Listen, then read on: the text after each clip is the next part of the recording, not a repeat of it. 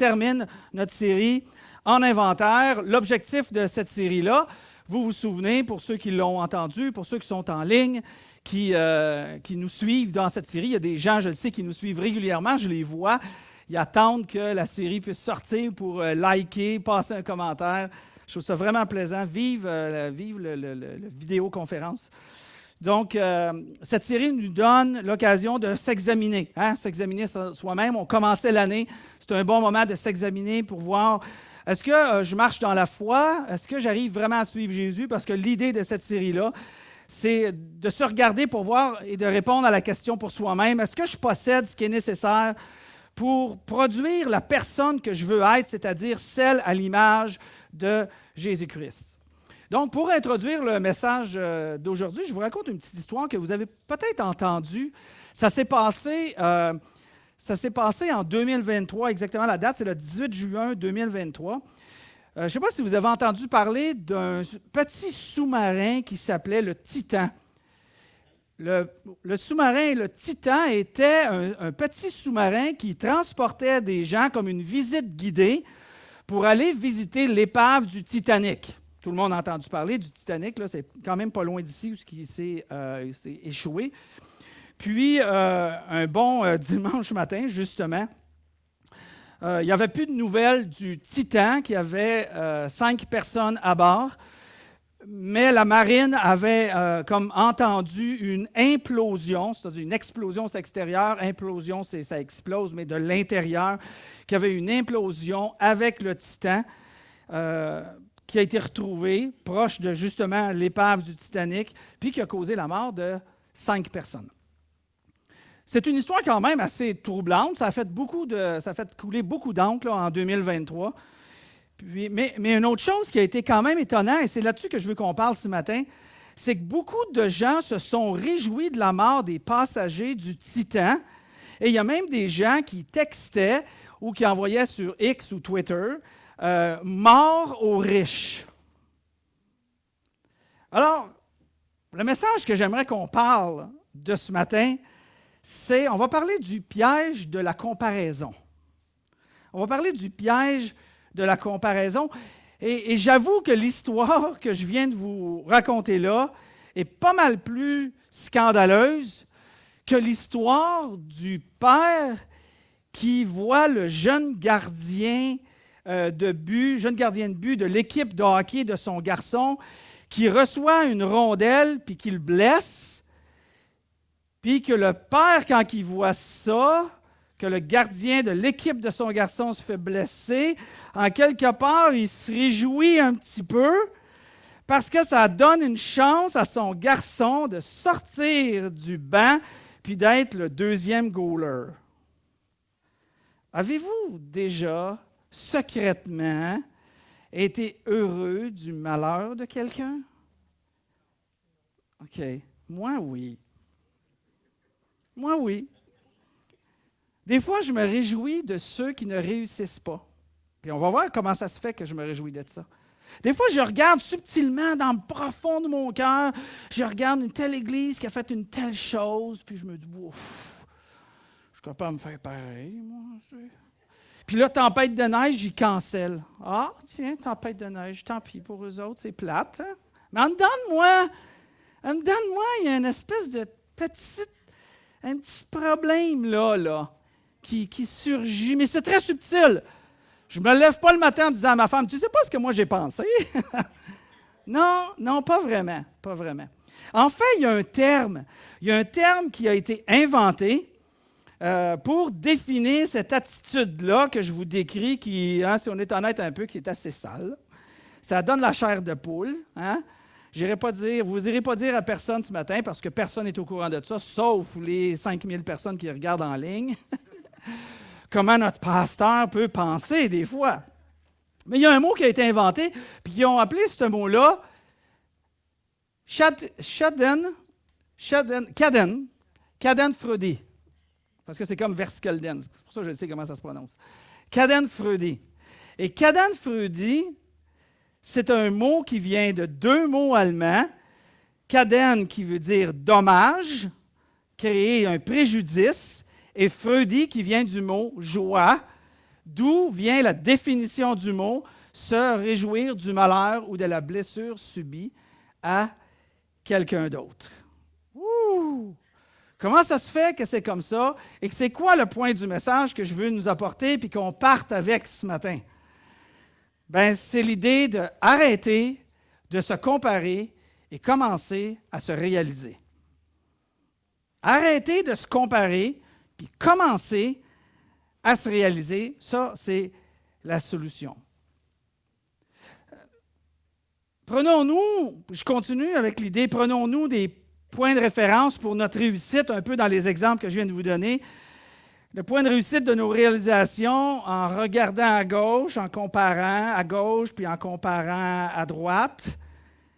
Est-ce que ça devient les gens à gauche, les gens à notre droite deviennent nos points de référence pour déterminer notre réussite, pour déterminer là où on se tient, est-ce qu'on fait les choses comme il faut?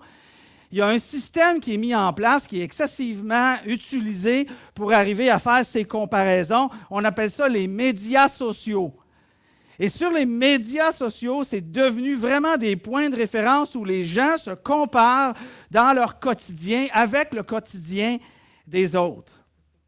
Et ces comparaisons-là, quand on maintient ça, en quelque part, ça crée quelque chose qui n'est pas bon en dedans de nous, qui n'est pas bien non plus.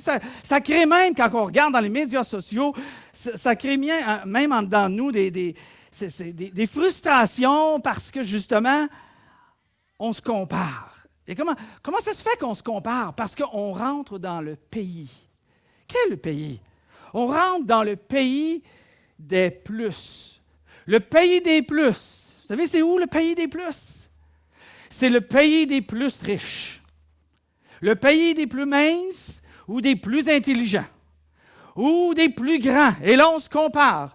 Et les plus belles, et les plus heureuses, et les plus d'enfants, et les plus mariés.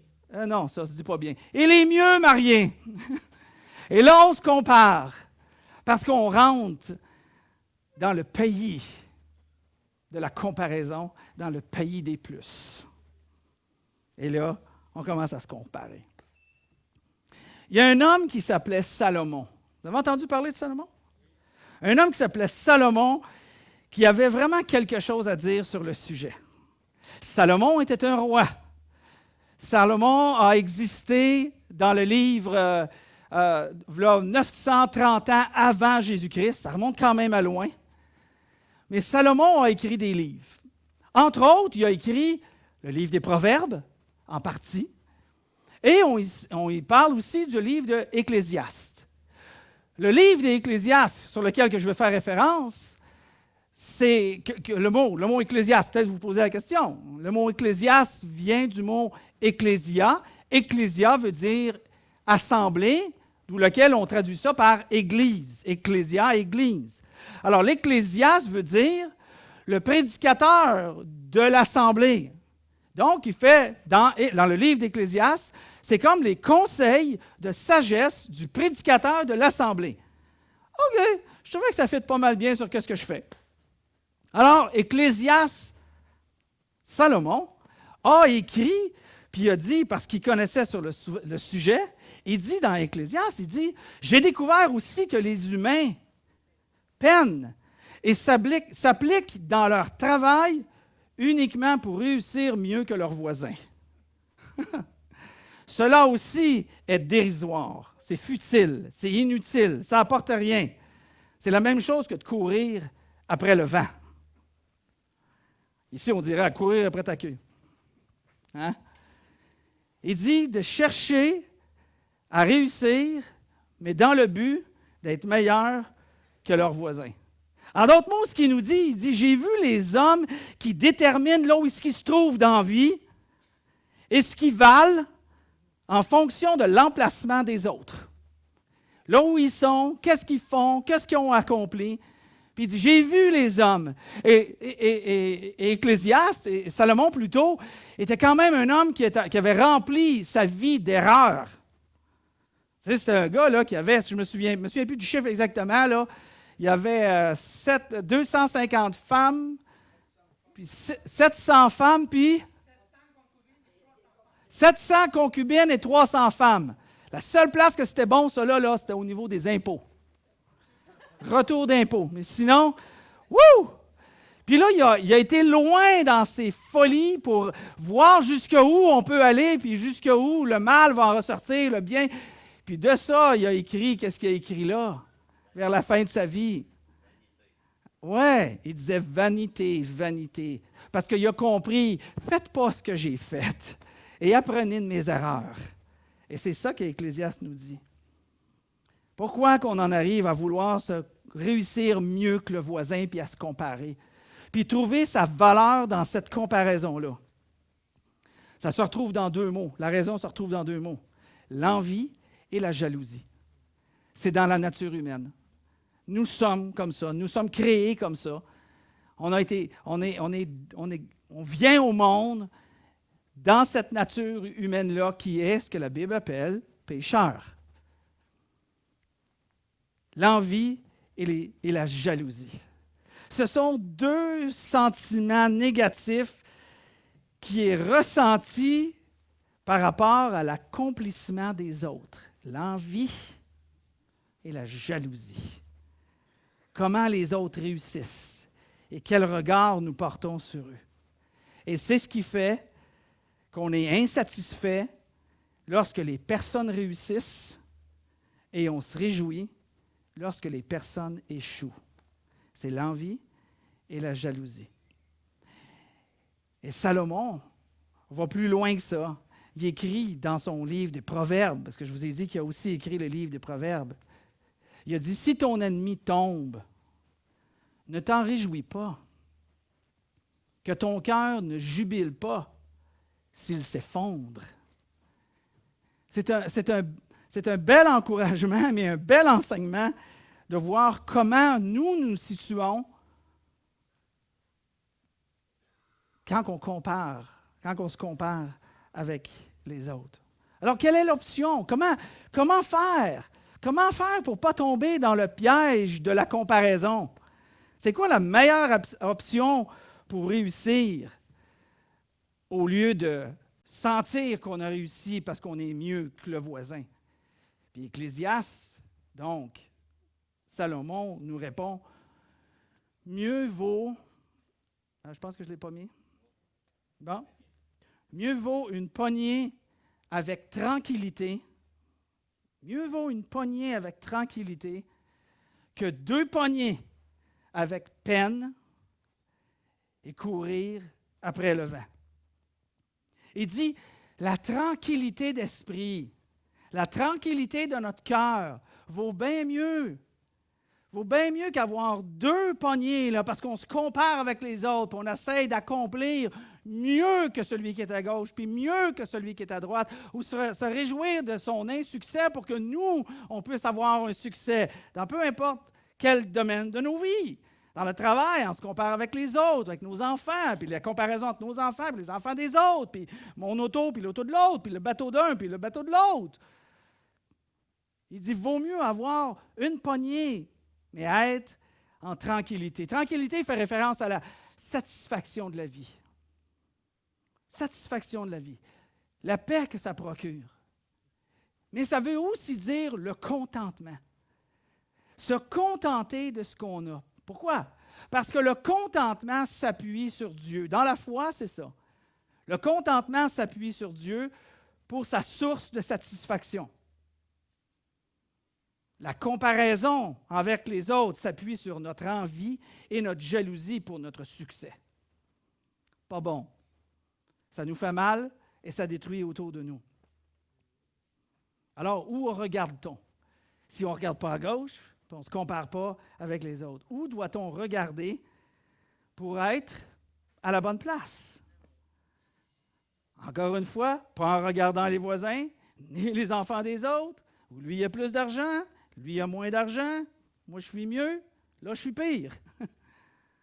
On regarde tout en quelque part pour savoir si nous sommes corrects. On fait tout ça. Mais ceux qui veulent suivre Jésus, si vous êtes dans la catégorie que vous voulez grandir dans votre foi et vous voulez suivre Jésus, vous vous examinez parce que vous voulez être de plus en plus à l'image de Jésus et de moins en moins à l'image de ceux qui ne suivent pas Jésus-Christ. L'apôtre Paul nous enseigne comment faire. Au lieu de se regarder, de se comparer et de s'autodétruire par l'envie et la jalousie. Alors, l'apôtre Paul parle à l'église de Corinthe, Galate plutôt, qui est en Turquie. Puis il leur dit exactement ce qu'on a fait dans notre série pendant 5 semaines, de s'examiner. Il leur dit que chacun examine ce qu'il accomplit lui-même. Et voilà la solution. Et voilà la solution de nos comparaisons, puis notre petite réjouissance quand quelqu'un tombe. Il dit que chacun s'examine, que chacun examine ce qu'il accomplit lui-même. Et s'il découvre quelques aspects louables, s'il y a quelque chose que lui accomplit qui est bien, qui est une réussite, puis on va voir pourquoi que tu peux faire quelque chose, bien sûr, de louable, alors il pourra en éprouver de la fierté. Il n'y a pas de mal à avoir de la fierté pour quelque chose que tu trouves louable dans ta vie. Bien, on va voir comment on le fait. Par rapport à lui-même, tu te compares en fonction de toi-même et non pas par comparaison avec les autres. Fait que Paul adresse le sujet de façon qu'on réalise qu'on se regarde soi-même et qu'on soit satisfait en fonction de soi-même par rapport à ce que nous avons en nous et non pas par rapport à ce que lui va réussir ou échouer, lui va réussir ou échouer. Il dit, regarde à toi-même. Il est en train de dire, Dieu nous a équipés, Dieu nous a outillés de façon unique et très personnelle à chacun d'entre nous. Il a donné des dons, des talents, des habilités, des opportunités à chacun d'entre nous pour être capable d'accomplir le plan que Dieu veut faire au travers de nous. Et non pas le plan que Dieu veut faire au travers des autres que toi tu vas trouver parce que lui est mieux ou lui est moins. Et là, tu te définis ou t'auto-définis. Non!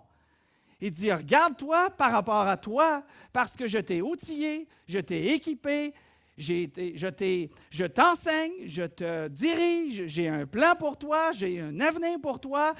Regarde ce que toi, tu peux accomplir parce que je t'ai placé dans un plan et que toi, tu peux marcher dans ce plan-là, puis trouver ton accomplissement, ton identité, ta satisfaction au travers du plan que Dieu a pour toi, pour ton avenir. Ah, là, ça, c'est différent. Et crois-moi, il faut avoir ce désir-là de vouloir suivre Jésus pour rentrer, avoir le goût de rentrer dans ce plan-là. Inspire-toi, qui nous dit, en d'autres mots.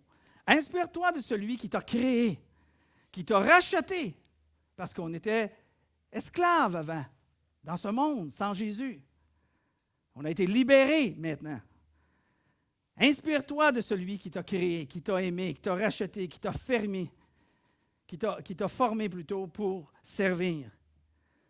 De cette manière-là, tu vas être capable de te déterminer ta valeur par rapport à toi-même.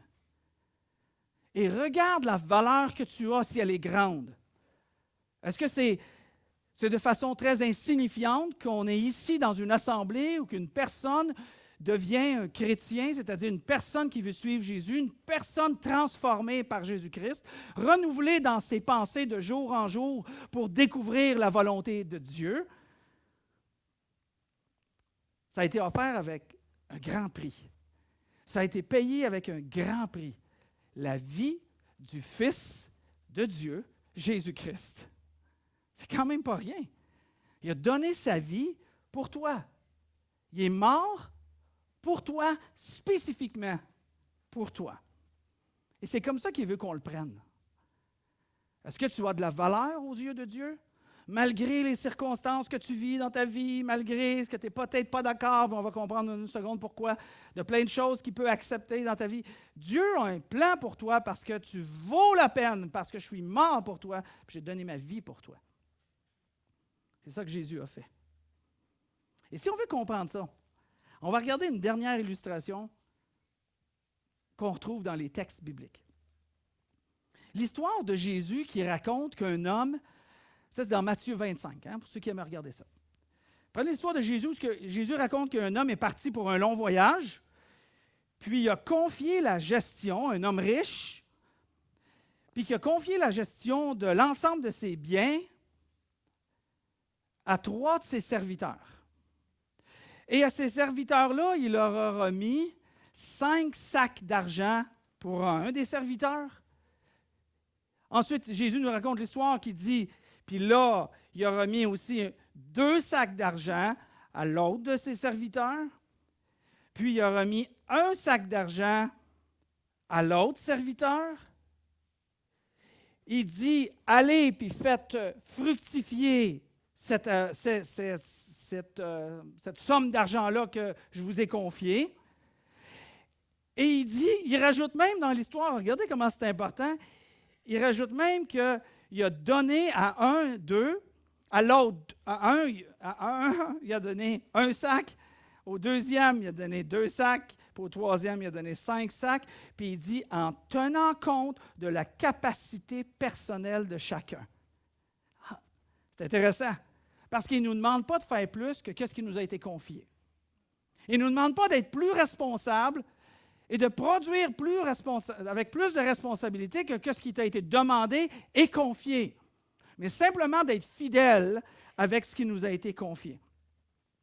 Imaginons-nous une seconde que nous sommes, tout le monde ensemble ce matin, on va être le gars ou la fille à 2 sacs. On a tous reçu 2 sacs d'argent. OK? Puis là, on se place dans le contexte de notre message de comparaison. Qu'est-ce qui se passe? Comment qu'on voit si on a rempli notre cœur d'envie et de jalousie? Et si on se compare, comment que nous, qui est un 2 sacs personne, hein? On est 2 sacs d'argent, comment est-ce que moi je vois celui qui a 5 sacs d'argent? Si mon cœur est rempli d'envie et de jalousie et qu'on fonctionne dans la comparaison. Comment moi je vais me sentir par rapport à celui qui a 5 sacs d'argent? Ben, je vais être comme, c'est pas juste. C'est pas juste. Il y a 5 sacs d'argent, j'ai 2 sacs d'argent. C'est sûr que lui va réussir à faire plus. Il y a 5 sacs d'argent. C'est sûr que lui va avoir de meilleures opportunités que moi. Il y a 5 sacs, j'en ai juste 2. Eh oui, comment on va interpréter ça dans l'Église? Hein? Comment on va interpréter ça? Bien, c'est sûr qu'elle chante comme elle chante. Si j'avais le don qu'elle chantait, moi aussi, je serais capable de chanter de même. Oui, mais tu n'as pas le don de chanter. Crois-moi, tu n'as pas le don de chanter. Sur la scène, bien sûr. Oui, mais si j'avais cette capacité-là de réflexion comme elle, moi aussi, je serais capable. Hein? Je serais capable de réussir à faire. Oui, mais tu n'as pas été donné 5, tu as été donné 2. Oui, oui. Oui, mais si j'avais une mémoire comme elle, bien là, c'est sûr que je réussirais. Si j'avais 5 sacs d'opportunités, c'est sûr que je réussirais. Et là, on se voit comment dans cette condition-là? Inférieur. Ça crée un sentiment d'infériorité. Là, on se trouve pas bon, misérable. Quand je tombe dans cette ouais, c'est ça, dans cette énergie-là, savez-vous comment je dis ça, moi?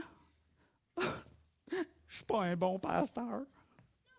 Oh, je ne réussis pas bien, je ne suis pas un bon pasteur. On devrait être 500 dans l'Église. Puis, ma femme qui est là, qui me regarde. Habille-toi, on s'en va à l'Église. Ou bien, si on est le 2 sacs, puis qu'on regarde celui qui est le 1 sac, on va dire, en tout cas, je l'ai un peu plus que lui. J'ai quand même des dons particuliers. Je suis quand même capable de faire telle chose ou telle chose. Puis c'est sûr, parce que je le mérite. Hein, c'est quoi ce sentiment-là? Quand on regarde à l'autre, on se compare à l'autre, mais on est un 2 sacs personne. Mais là, c'est 1 sac personne. On a un sentiment de quoi? supériorité. Pas bon la comparaison. C'est pas bon. C'est pas bon dans notre vie, se comparer les uns les autres. C'est pas cette manière-là que Jésus nous demande pour nous garder notre cœur, notre âme, notre esprit en santé. Arrêtons cette comparaison-là. C'est quoi que ça produit, là? Puis Jésus, dans son histoire, il continue en disant, regardez ce que ça produit. Il dit, celui qui avait reçu juste un sac, puis il ne l'avait pas multiplié, hein, le but de l'exercice que Jésus raconte dans son histoire fabriquée, hein, ce n'était pas une histoire vraie, c'était que chacun multipliait ce qu'il a reçu. Hein, il utilisait ce qu'il a reçu, puis par la force des choses, ça va se multiplier. L'autre, c'est pas ça qu'il a fait. Il a pris son sac, puis regarde ce qu'il a fait. Il dit, Maître, je savais que tu es un homme dur. N'oublie pas, c'est la relation entre nous et Dieu que Jésus est en train de raconter, ce qu'il nous a donné. Il dit, je sais que tu es un homme dur. C'est comme s'il disait à Dieu, tu moissonnes là où tu n'as rien semé. Hein? Tu récoltes où tu n'as pas répandu de semences. Alors, il continue en disant, j'ai pris peur. Ah, c'est ça que ça produit dans notre vie. Et je suis allé cacher ton argent dans la terre. Même dans son histoire, Jésus a dit, Colin, il a dit, tu aurais pu au moins le mettre en banque, tu aurais fait au moins des profits. Au moins, tu aurais fait des intérêts. Qu'est-ce que ça fait quand on se compare? Qu'est-ce que ça fait qu'on laisse notre cœur se remplir d'envie et de jalousie, puis que nos points de référence sont les gens à gauche puis à notre droite pour toutes sortes de choses auxquelles on a parlé au début qu'on a commencé? Qu'est-ce que ça fait? Ça fait que dans le fond de notre cœur, on blâme. On blâme. C'est pas correct ce qui m'arrive. C'est pas juste ce qui m'arrive. Ça ne devrait pas m'arriver. C'est la faute à lui, puis c'est la faute à elle, puis c'est la faute à tout le monde, sauf à moi. Puis on blâme. Puis quand ça va vraiment mal, puis on ne sait plus à qui blâmer, on blâme Dieu. Exactement, j'ai entendu ça. Ça fait 40 ans que je suis pasteur d'église. 35 ans. Je suis pasteur d'église. J'ai entendu ça 1001 fois. On blâme Dieu. Dieu est le responsable de nos choix. Et pourtant, on veut en même temps le libre choix. On veut être capable de décider. Mais quand ça ne marche plus, on dit, ben oui, mais Dieu aurait pu interférer. Oui, il a essayé, tu n'as pas écouté. Et là, on se ramasse en mode comparaison. Mais il nous a dit, fais pas ça. Ça va te faire mal. Ça t'enlève ta paix. Ça t'enlève ta tranquillité. Ça t'enlève le contentement. Qu'est-ce qu'on fait? On blâme Dieu. On blâme Dieu. Pourquoi? Parce qu'on se concentre, ce qui nous semble injuste à nos yeux, plutôt que de regarder à l'opportunité que Dieu nous a confiée selon la capacité, je le répète, de chacun. Et ça fait toute une différence. Chaque minute que tu prends à te comparer avec un ou une autre sont des minutes que tu prends pour possiblement blâmer Dieu pour ton choix, pour tes dons, pour ce que Dieu t'a donné, pour les opportunités, pour les plans pour toi. Tout te semble injuste. Dans ce sentiment-là, dans cette racine-là de nos envies, de notre jalousie, se retrouve cette faute qui crie dans le silence de nos cœurs, qui crie « Tu me dois quelque chose, Seigneur. » Croyez-moi, il nous a donné tout ce qui était possible de donner. De la vie à la mort, avec tous les dons, tous les talents, tous les plans, tout l'amour, tout le comble de son amour, il nous l'a donné. À nous de le prendre. Alors, je termine. Comment en faire une application là-dessus dans notre vie? Et je conclue avec ça. Comment en faire une application pour chacun d'entre nous? C'est quoi la solution, en d'autres mots, du piège de la comparaison? Deux choses. La première, écoutez bien là. Célèbre ce que Dieu a donné aux autres. Célèbre, célébration, party, réjouis-toi de ce que Dieu a donné aux autres. En d'autres mots, il dit, ce que Paul a fait un écho là-dessus, il a dit, partagez la joie de ceux qui sont dans la joie. Et pleurez avec ceux qui pleurent. Réjouis-toi pas du malheur de l'autre, mais célèbre avec l'autre. Cette semaine, application dans notre vie, comment on va mettre en pratique ce message-là?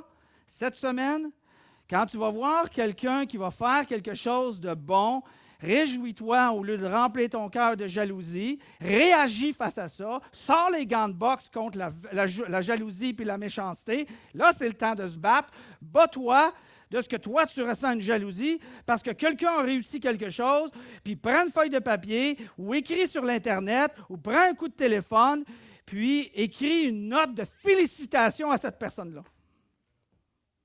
Combat de ce qui va grandir en toi comme la cancer. Écris une note. Peu importe la manière que tu le fais, réjouis-toi avec celui qui se réjouit. Première chose, ça marche? Deuxième chose, qui va le faire? Levez pas votre main. Deuxième chose, optimise. Optimise ce que Dieu vous a donné. Optimisez ce que Dieu vous a donné. Il nous a donné 2 sacs, travaille 2 sacs d'argent, travaille comme 2 sacs d'argent. Il t'a donné 5 sacs d'argent, travaille comme 5 sacs d'argent. Il t'a donné 1 sac d'argent, réjouis-toi, accepte le plan de Dieu, travaille pour 1 sac d'argent et non pas blâmer. La question va être, que vas-tu faire avec ce que Dieu t'a confié? Que vas-tu faire cette semaine avec ce que Dieu t'a confié? Rien? C'est ton choix. Et sachez que ce qu'on fait, ce que tu possèdes est pas mal moins important que ce que tu choisis de faire avec ce que tu possèdes. Parce que si tu possèdes tous les biens du monde, puis tu n'ouvres pas ton cœur à celui qui est dans le besoin, à quoi ça sert? C'est quoi le plan de Dieu là-dedans? C'est bon? Célèbre, puis optimise ce que Dieu vous a donné. Père éternel, merci pour ta parole, tes enseignements, ta sagesse. Ça me dépasse, ça m'enseigne, ça m'instruit, ça me dirige, ça me reprend, je peux m'examiner, je peux me repentir, puis je peux recommencer. Merci, Seigneur, d'être là. Merci de bénir cette Église. Écoute les cœurs de chacun que ce matin qui sont déterminés de vouloir changer ce mode de vie-là pour commencer à suivre Jésus de cette manière-là et de ne pas se comparer. Aide-nous, Seigneur, à résister à la tentation de la comparaison, mais de plutôt de célébrer avec ceux qui ont une raison de célébrer au lieu de les jalouser ou de les envier, de pleurer avec ceux qui pleurent, Seigneur Dieu, puis aide-nous à nous regarder aussi à nous-mêmes, de reconnaître nos dons, nos talents, nos habiletés, notre force, les opportunités, qu'elles soient petites ou qu'elles soient grandes à la mesure de ce que tu nous as donné, Seigneur. Sois avec nous, bénis l'Église, aide l'Église afin qu'on soit une Église différente dans la communauté, différente dans nos vies, différente dans nos familles, dans notre milieu de travail, dans l'école, parce que justement, on retient les enseignements qui viennent de toi, Seigneur. Merci. En Jésus qu'on te prie. Et l'Assemblée répond. Amen.